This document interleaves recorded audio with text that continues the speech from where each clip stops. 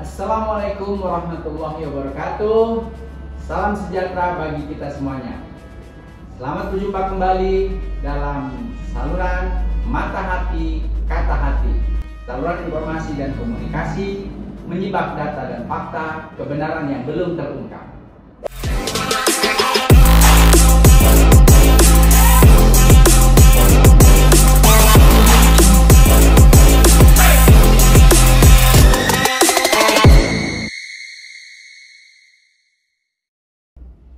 Saudara-saudara, Mata Hati, Kata Hati. Saat ini sebagian rakyat Indonesia perhatiannya tertuju kepada Mahkamah Konstitusi. Sebagian besar rakyat Indonesia sedang menunggu apa keputusan yang akan dikeluarkan oleh Mahkamah Konstitusi tentang sistem pemilihan yang akan diadakan pada tahun 2024 mendatang. Tahun lalu, segelintir orang atau segelintir anggota masyarakat mengajukan gugatan kepada Mahkamah Konstitusi tentang sistem pemilihan umum.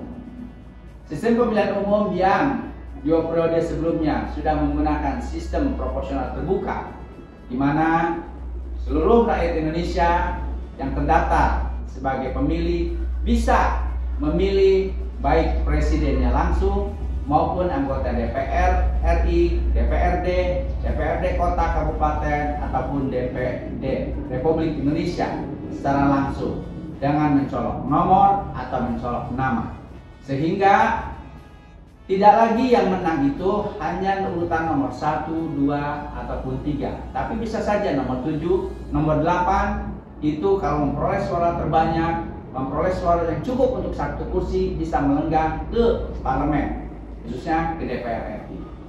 Nah, sistem ini digugat oleh segelintir orang yang kabarnya berafiliasi dengan partai besar. Mereka menuntut supaya tidak lagi menggunakan sistem proporsional terbuka, tapi proporsional tertutup. Itu berarti kita kembali kepada zaman kegelapan, zaman demokrasi terpimpin di Orde Baru. Rakyat Indonesia sebagai pemilih, sebagai pemegang demokrasi di Indonesia, sebagai pemegang kekuasaan itu hanya bisa memilih partai politik, tidak bisa memilih calon anggota DPR RI ataupun DPD ataupun DPRD yang mereka cintai, yang mereka sayangi. Jadi calon anggota DPRD maupun DPR RI-nya ditentukan oleh partai politik. Itu berarti kalau nanti keputusan yang dikeluarkan oleh MK adalah proporsional tertutup, maka rakyat Indonesia atau sebagai pemegang hak pilih tidak bisa lagi menentukan siapa calon wakilnya, siapa calon anggota DPR yang pantas mewakili mereka ke DPR ataupun ke parlemen. Semuanya ditentukan oleh partai politik. Semuanya yang berkuasa adalah elit-elit partai politik. Atas gugatan tersebut, Mahkamah Konstitusi sendiri sudah meminta pendapat, pandangan dari partai politik peserta pemilu tahun 2024. Sebagian besar pengurus partai politik peserta pemilu sudah menyampaikan pendapatnya bahwa pemilu tahun 2024 sebaiknya tetap menggunakan sistem proporsional terbuka, karena kedaulatan di tangan rakyat itu benar-benar terwujud. Tetapi MK sendiri tidak hanya mengundang pengurus partai politik yang setuju proporsional terbuka, tapi juga mengundang pengurus partai politik yang menginginkan kembali kepada sistem proporsional tertutup, juga pengamat-pengamat dan akademisi yang menginginkan adanya proporsional tertutup.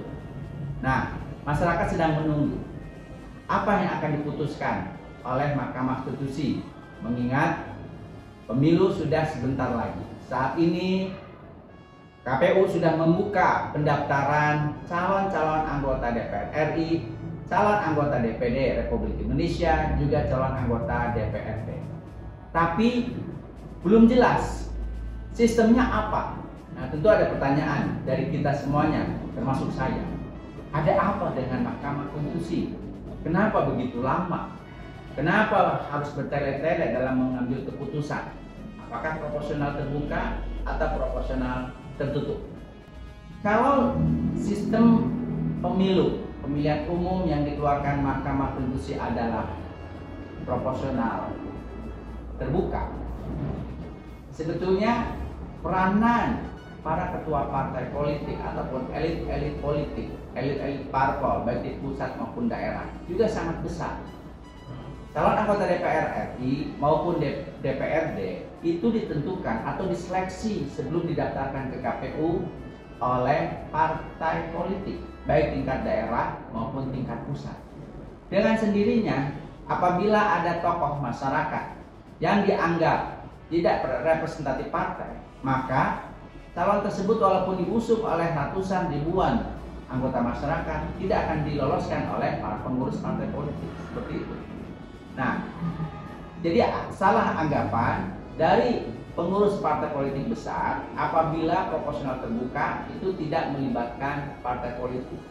Proporsional terbuka tetap partai politik memegang peranan yang sangat penting, karena yang menggali calon-calon, yang menyeleksi calon-calon dari anggota DPR maupun DPRD itu adalah partai politik. Dengan sendirinya partai politik sangat besar peranannya, sangat besar sumbangsihnya. Nah, kalau sistem proporsionalnya tertutup, jelas yang sangat berkuasa adalah pimpinan partai, elit-elit partai politik, baik di tingkat pusat maupun tingkat daerah. Dan itu tidak tertutup kemungkinan akan adanya money politik, karena pengurus partai, pimpinan partai akan mengajukan semacam tawaran.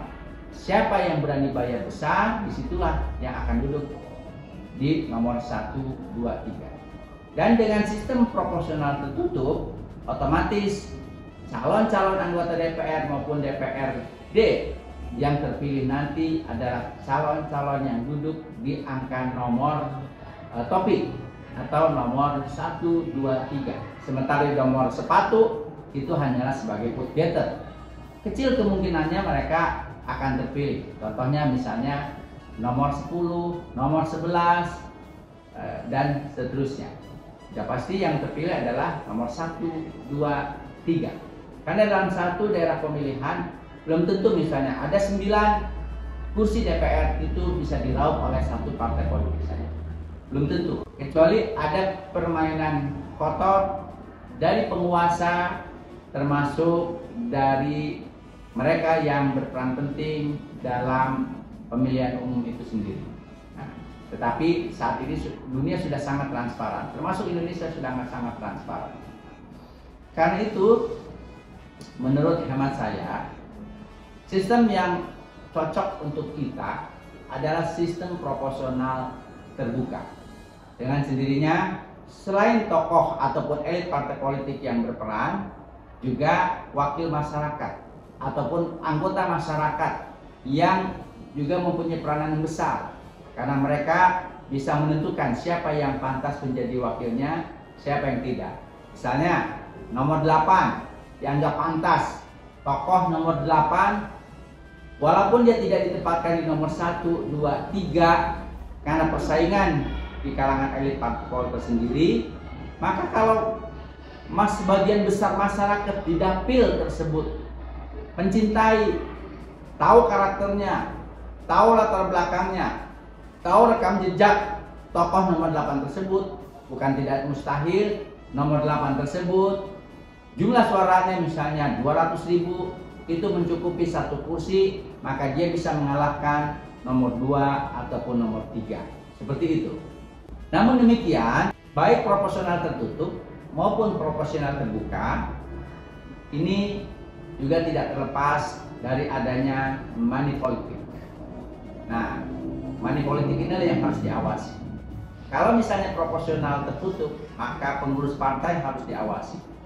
Kenapa tokoh-tokoh tersebut atau calon-calon tersebut menempati urutan nomor 1, 2, 3? Kenapa yang lainnya menempati urutan nomor 4 terus ke bawah ataupun ke atas, 4, 5, 6, 7, 8, 9, 10, seperti itu.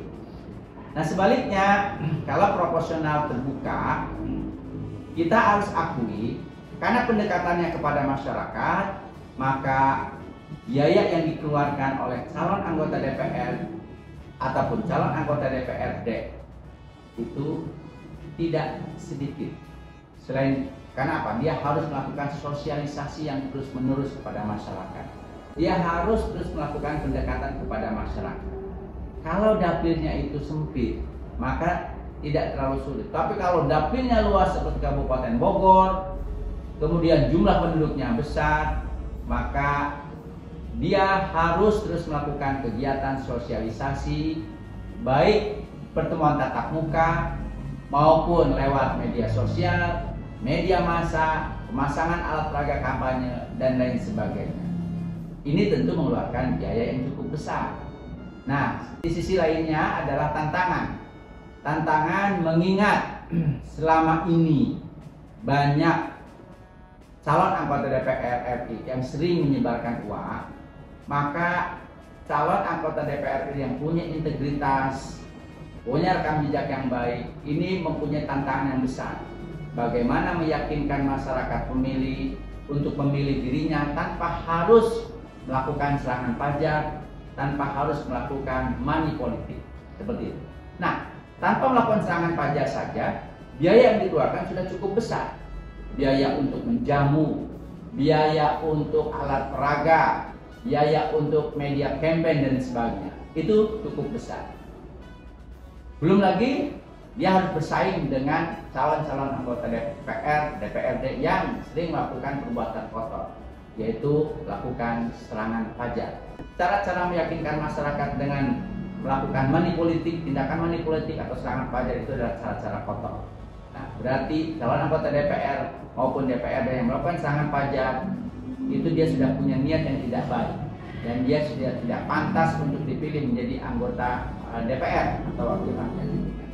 Dengan sendirinya, apapun keputusan yang dikeluarkan oleh Mahkamah Konstitusi itu akan berdampak pada partisipasi masyarakat terhadap pemilihan umum yang akan datang. Kalau proporsional tertutup, tentu ini meringankan calon anggota DPR maupun DPRD-nya. Karena memilih partai, maka calon anggota DPRD maupun DPR RI tidak perlu cawe-cawe, tidak perlu susah-susah meyakinkan masyarakat, bertemu dengan berbagai lapisan masyarakat, melakukan sosialisasi, membuat alat peraga kampanye ke seluruh pelosok daerah pemilihannya. Jadi calon anggota DPR maupun DPR RI ataupun DPRD cukup tenang karena toh masyarakat memilih partai politik. Apalagi calon anggota DPR-nya ditempatkan di nomor misalnya nomor 8, nomor 7, nomor 5, nomor 9, nomor 10 gitu. Karena rasanya berat. Dalam satu daerah pemilihan bisa 8 orang terpilih. Kalau sistem proporsional tertutup, maka nomor 5 ke atas akan susah untuk melaju ke parlemen. Maka yang akan terpilih adalah nomor 1, 2, paling banyak sampai nomor 3.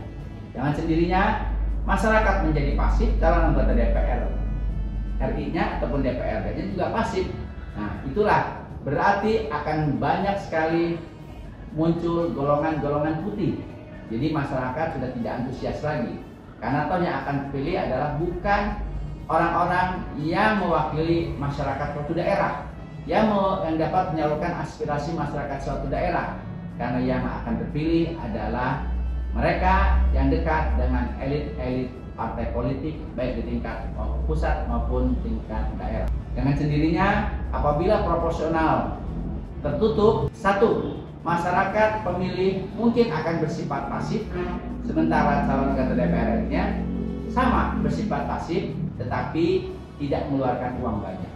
Sementara kalau proporsional terbuka, masyarakat akan bersifat aktif, demikian juga calon anggota DPR RI ataupun DPRD-nya. Dan selain itu juga perlu biaya yang besar karena melakukan pendekatan sosialisasi tanpa money politik, tanpa serangan pajak saja sudah besar. Semoga tidak ada serangan pajak. Kalau sistem pemilihan umumnya adalah proporsional terbuka, calon anggota DPR RI yang menduduki nomor 8 pun insya Allah akan terpilih. Karena yang dipilih oleh masyarakat langsung calon yang bersangkutan. Jadi menurut saya sebaiknya Mahkamah Konstitusi segera mengeluarkan keputusan apakah proporsional tertutup atau proporsional terbuka. sehingga masyarakat, khususnya masyarakat calon anggota DPR atau masyarakat yang dicalonkan menjadi anggota DPR baik pusat maupun daerah, bisa mengambil keputusan apakah mereka perlu terus melakukan pendekatan dengan biaya yang cukup besar atau cukup duduk tenang saja mendukung partai politiknya. Demikian juga dengan masyarakat.